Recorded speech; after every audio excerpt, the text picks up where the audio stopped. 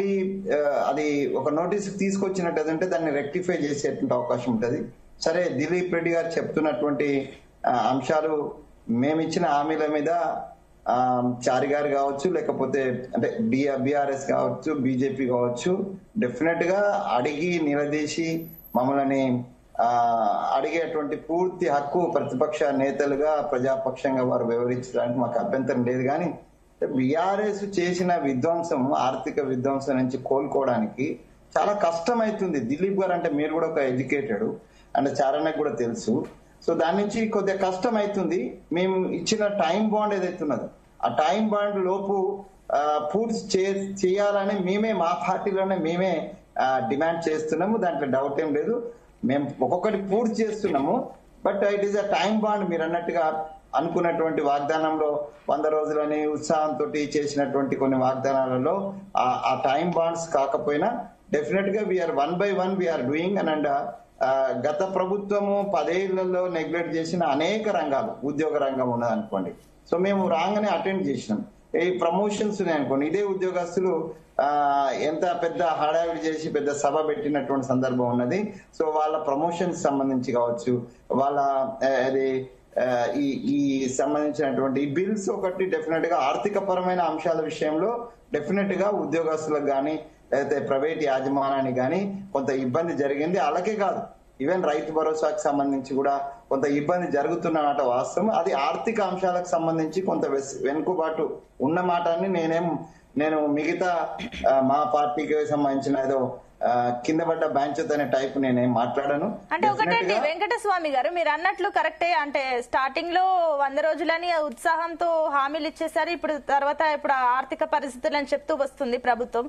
కానీ ఇప్పుడు ఇంకొకటి ఏంటంటే కూడా డిఎల్ఎల్లో ఇప్పుడు 5లో 2 ఇస్తాం, అది కూడా ఒకటి ఇప్పుడు. అండ్ ఇంకొకటి ఇందాక దిలీప్ గారు చెప్పినట్లు 6 నెలల తర్వాత మరొకటి, ఈలోపు ఇంకొకటి యాడ్ అవుతుంది. అండ్ ఇంకొకటి పిఆర్సీని అయితే అటకెక్కిచ్చేసారని చెప్పేసి మా కమెంట్లు వస్తున్నాయి. ఏం చెప్తారు దీనికి? పిఆర్సీ మీద చర్చ కమిటీ జరుగుతుంది.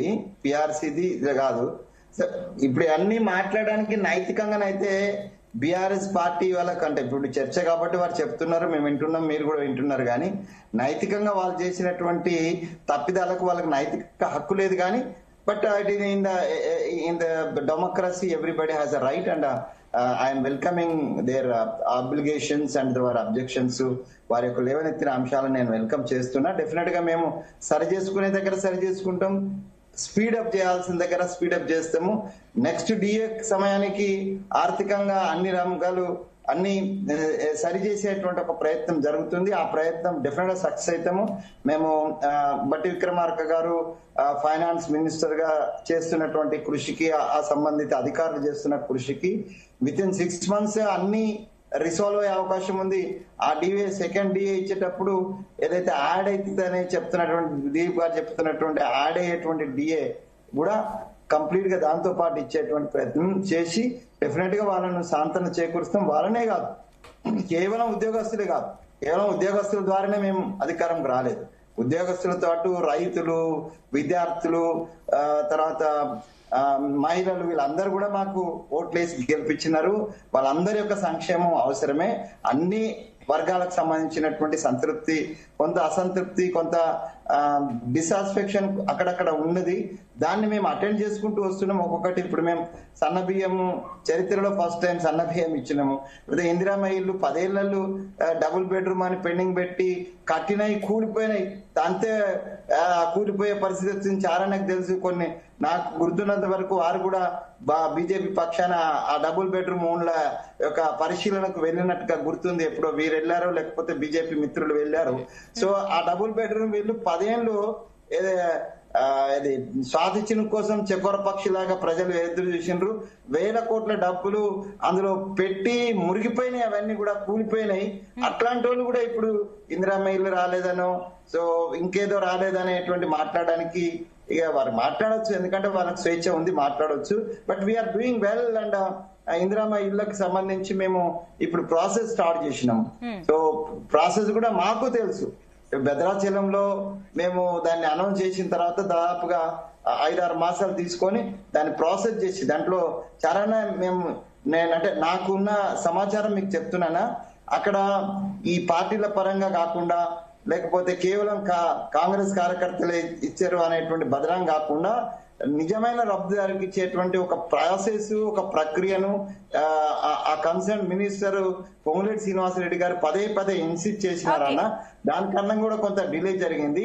కాబట్టి అట్లా జరిగినాయి. ఎక్కడన్నా పొరపాటు జరిగితే డెఫినెట్ గా సరిదిద్దుకుందాం.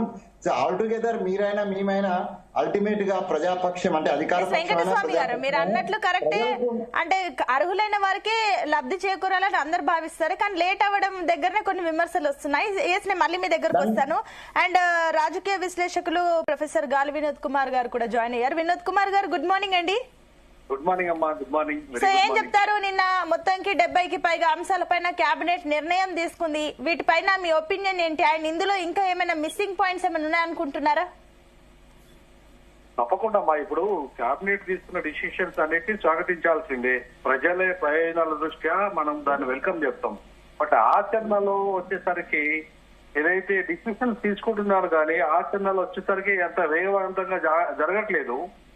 రెండవది ఏంటంటే ఇవాళ ఉద్యోగాలకు సంబంధించిన సమస్యలు అయితే చాలా లాంగ్ పెండింగ్ సమస్యలమ్మా. అవి అట్లనే ఉన్నాయి. కనీసము డిఏ ఇచ్చే స్థితిలో కూడా ప్రభుత్వం లేకుండా ఉన్నది. ఉద్యోగస్తులు పాపం వాళ్ళు తెలంగాణ ఉద్యమంలో అత్యంత కీలకంగా పనిచేసిన చాలా మంది ఉన్నారు, రిటైర్డ్ అయి ఉన్నారు. ఇవాళ కనీసం వాళ్ళకు పెన్షన్, వాళ్ళకు డిఏ పెంచిన డిఏ కూడా వాళ్ళకి ఇప్పటి వరకు రాలేదు. దాదాపు